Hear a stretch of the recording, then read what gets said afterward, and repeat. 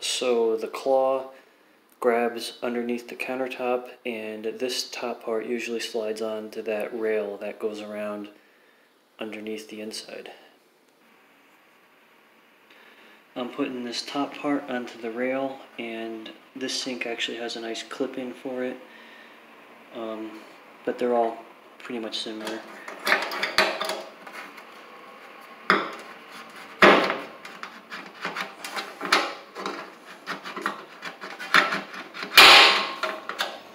But that goes on there nicely. I've seen one with double rails, and it's the same thing.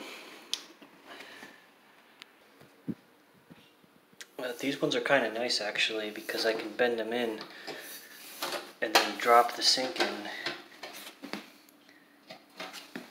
And then, oh crap, that one came off, I have to put it back on.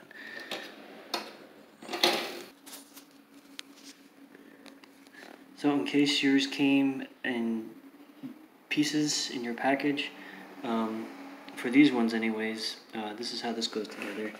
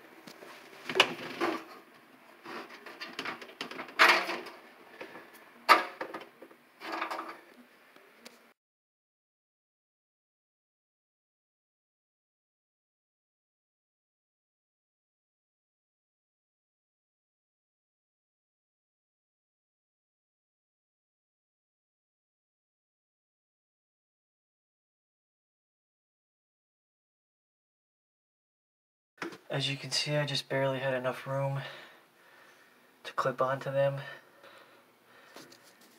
If there's any advice I can give that's more important than anything, it would be make sure you cut your proper sinkhole. And you only get one chance to do it, so make sure you do it right.